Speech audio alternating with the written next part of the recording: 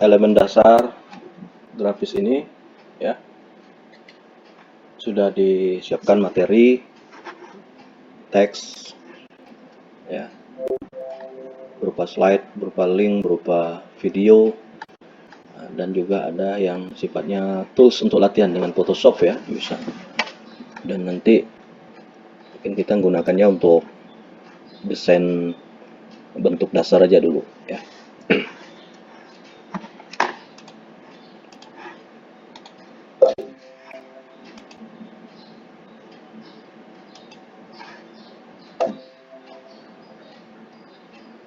Jadi kalau kita berangkat dari objek yang sudah jadi, misalnya rumah, bangunan gedung, jembatan, dan sebagainya itu, kalau dilihat dari sudut pandang unsur dan aspek desainnya, maka kita akan lebih mudah memahami apa itu bentuk, ya kan? Garis, lagi bidang, ya, kemudian warna, segala macam kombinasi itu semua, ya kan, menjadikan objek yang telah didesain itu menjadi jelas, ya.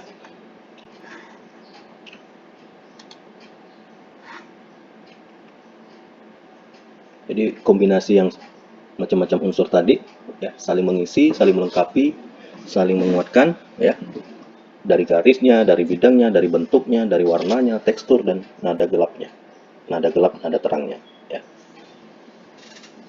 Jadi ada garis, ada bidang, ada bentuk, ada warna, ada tekstur. Jadi unsur-unsur ini berkombinasi satu sama lain, ya, tanpa menggerus masing-masing unsur ini, ya. Kalau dalam istilah ilmu ekstrak ada yang namanya unsur, ada yang namanya campur, dan yang namanya senyawa gitu ya. Nah, kalau kita orang sosial nyebutnya campur nggak cocok juga, tapi kombinasi gitu ya. Tapi kalau kita bilang kopi adalah kombinasi antara gula dan kopi dan air gitu ya, nggak enak juga, janggal kayaknya. Tapi kopi, gula, air campur tambah susu, wah nikmat. Kalau kita bahasanya kombinasi, menghasilkan suatu bentuk baru dari dua unsur atau lebih, ya, tanpa menghilangkan identitas masing-masing unsur. Lain kalau dia bersenyawa ya, bersenyawa ya, menjadikan unsur baru dari sekian banyak unsur lebur jadi unsur baru. Nah itu apalagi produknya yang seperti itu. Dan tidak tahu dalam konteks desain ini ya memang agak sulit. Ya. Nah, kalau kita bahas satu persatu apa itu garis, garis itu ya dia memberikan arah dalam karya desain ya. Arahnya kemana? Ke atas, ke bawah, ke depan, ke belakang, ke samping, melengkung, lurus. Nah, seperti gambar di depan Anda itulah, ya kan? Ini kan bagian dari penjelasan mengenai unsur garis nih. Nah, bagaimana kesan gerak pun bisa kita tampakkan dari garis, ya kan? Tenang, tergantung pemanfaatan dalam desain. Kesan panjang atau melebar itu juga bisa diberikan ya dalam garis. Tergantung pada kita meletakkannya.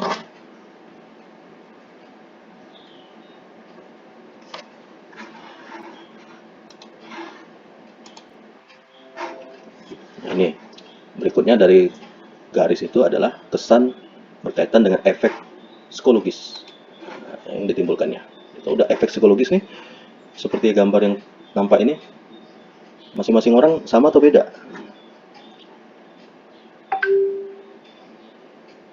Apa efek psikologis yang dirasakan oleh Roy? Roy, buka kamera, Roy. Jawab, respon. Julianti, apa yang dirasakan saat melihat gambar ini? Apa? Bergerak. Bikin pusing nggak? Nah, tuh, dari sisi Julianti seakan bergerak dan lumayan pusing ya. Nur Ridwan, gimana kesannya memandang gambar di depan nih?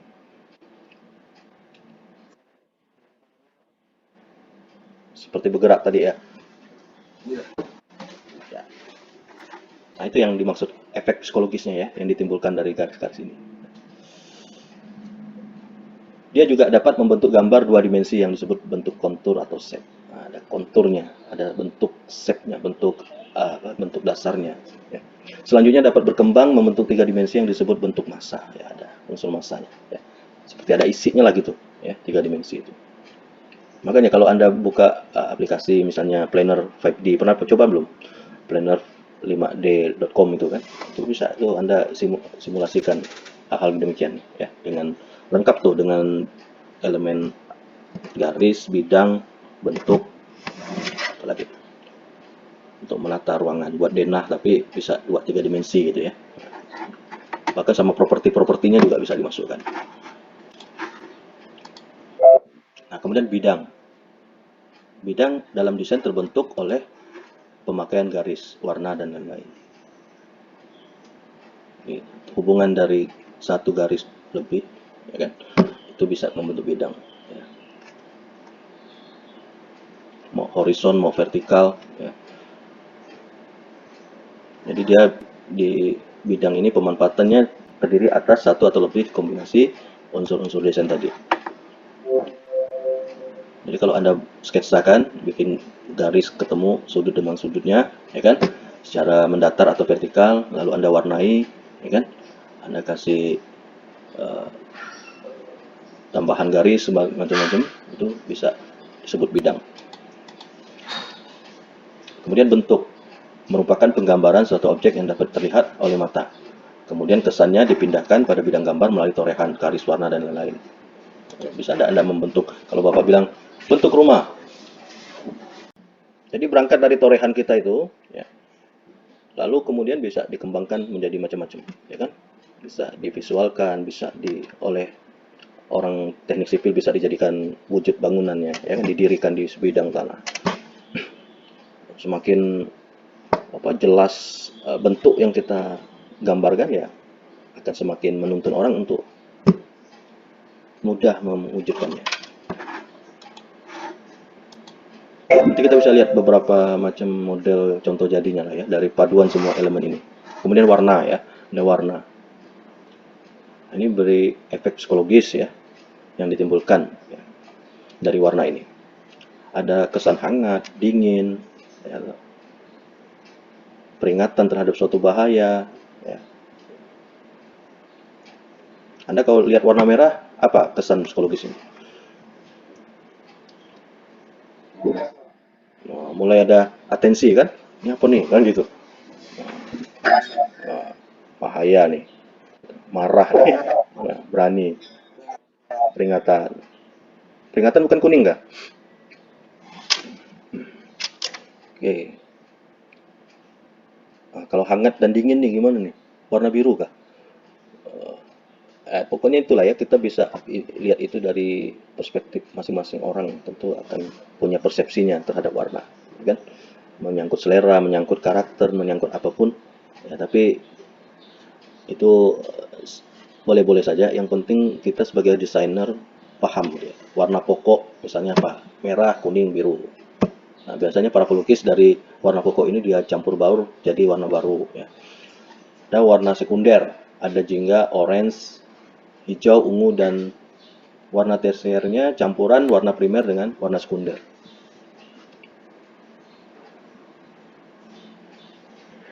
Nah, dalam aplikasi yang berupa Photoshop, Corel Draw segala macam itu difasilitasi lah ya, bagaimana kita mengcombine jenis-jenis warna itu ya untuk keperluan membuat bentuk atau desain bentuk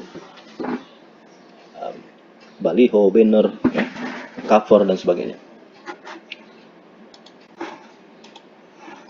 Kemudian ada tekstur ya.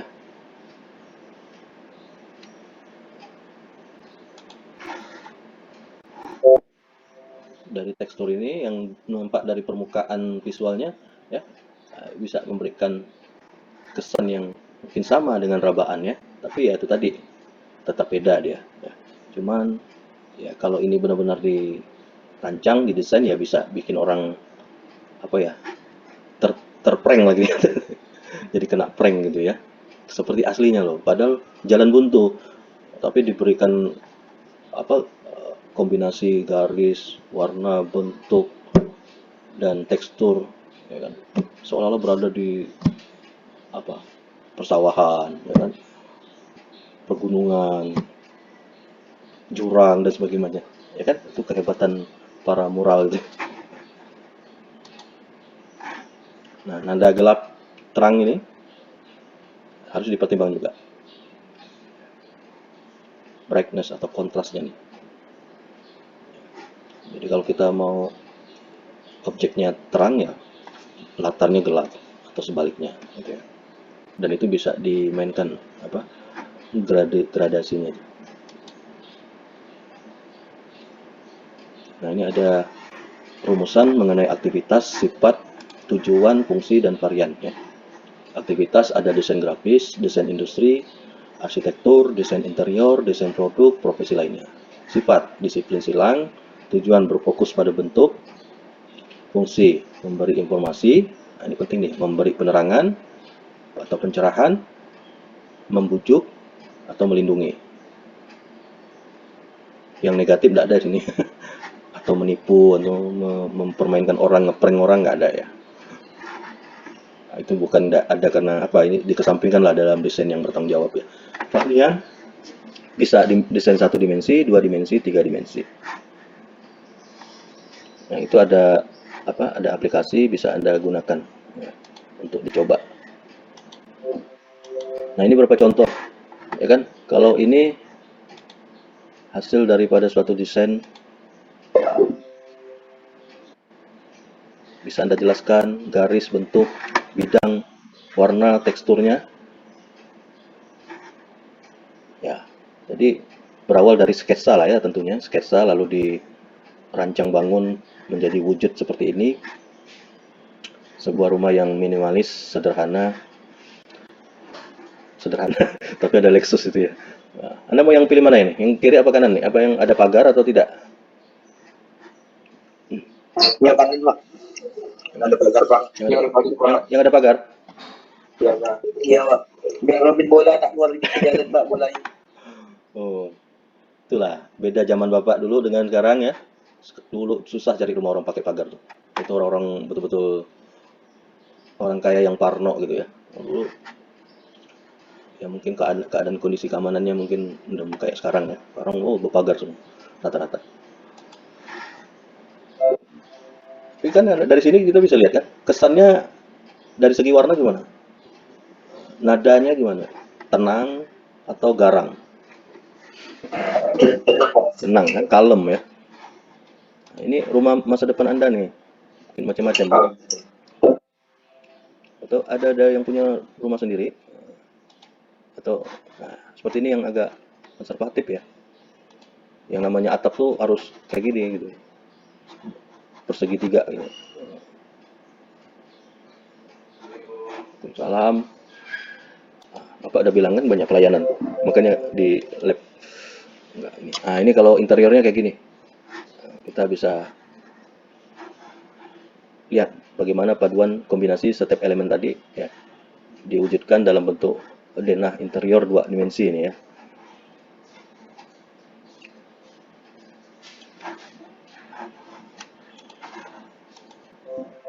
Nah, ini yang agak eh, apa ya, ramah lingkungan dan minimalis, ramping tapi masih dalam bentuk konsep juga. Beda dengan yang sebelah sudah ada di Norwegia ini ya.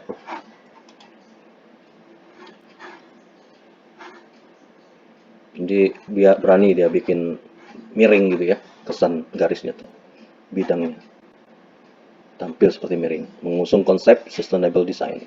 Ya, ini dirancang oleh Snøhetta. Ini bukan grup dangdut Roma Irama ya, beda nih Snøhetta. Dia sadar betul bahwa konsep ini kurang menonjolkan sisi visual bagi kebanyakan orang.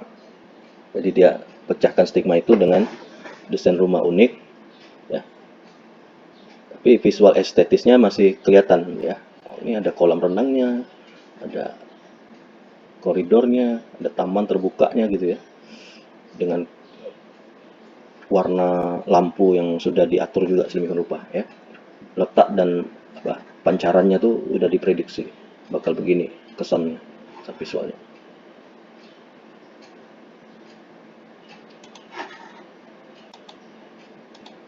Nah, ini mirip konglomerat India nih. Udah tahu belum? Udah pernah lihat bagi ya? 9, peringkat 9 dunia. Ya. Mukesh Ambani. Jadi berapa lantai rumahnya ini?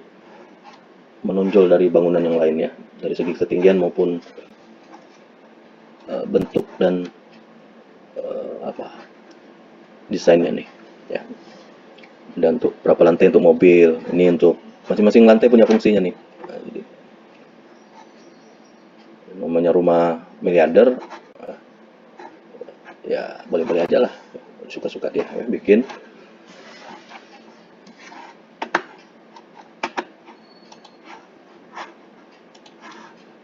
Nah yang ini kesannya agak murah kali ini ya dari rumput, tapi bukan rumput ini, ya, serba hijau, kesannya menyatu, integrasi dengan lingkungan, ada hutannya, ada semak silver apa, semak lukarnya, ya. Ada di Austria ini ya. Gua ada lihat kesan psikologis ketika kita melihat ini kan, seakan dia ditopang oleh apa nih, menggantung di atas tanah gitu ya. Kalau kayak gini mau enggak nih rumahnya?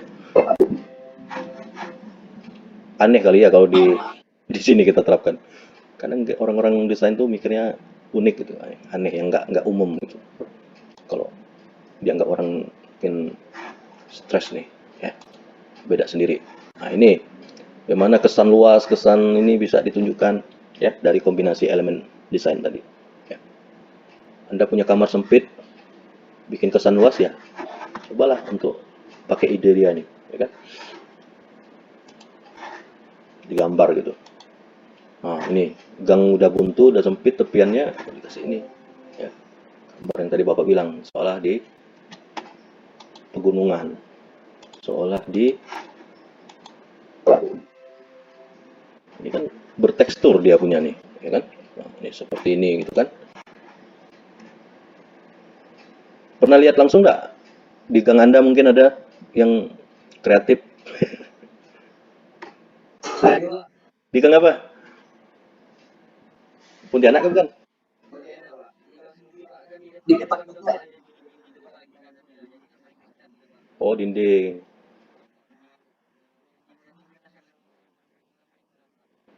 Gambarnya temanya apa? Oh, iya. Di foto kayak gitu tuh seru. Ah ini kan kayak apa nih di tengah jalan begini kan ya. Jadi orang kadang kena prank tak berani lewat lubang kata hamil kan. Dulu ada pelukis seniman terbesar Indonesia itu siapa? Raden Saleh. Sampai orang kira dia mati atau terbunuh gitu kan. Dia gambar dirinya di lantai dalam posisi terbaring berdarah gitu. Wow, udah heboh dah. Saking nyatanya dia punya gambar lukisan. Luar biasa nih ya. Dari tadi unsur tadi garis, apalagi kombinasi dari apa tadi unsur?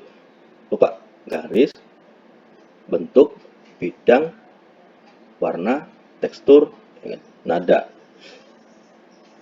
Iya kan?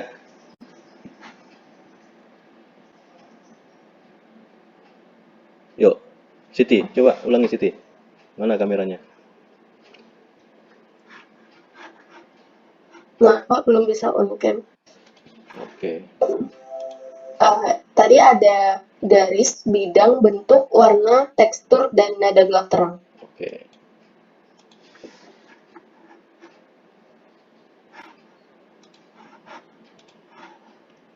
Nada tuh masih ada varian-variannya juga ya. Ini udah bentuk ya gambarnya. Oh, udah habis 20. Oke.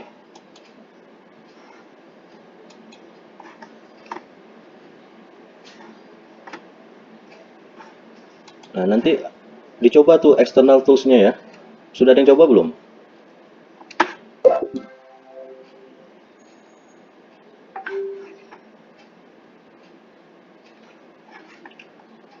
Kalau komputernya layar sentuh maka lebih terbantu lagi itu ya. Kalau nggak pakai write.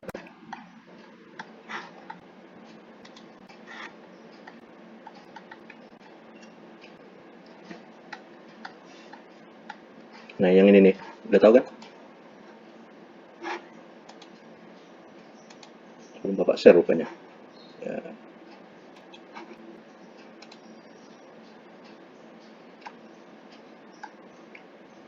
Nah, ini.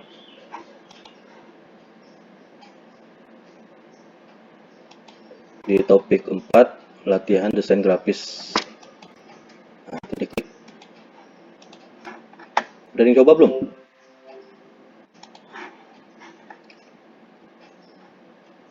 Sudah, Pak. Sudah? Buat apa? Kalau yang ini berapa?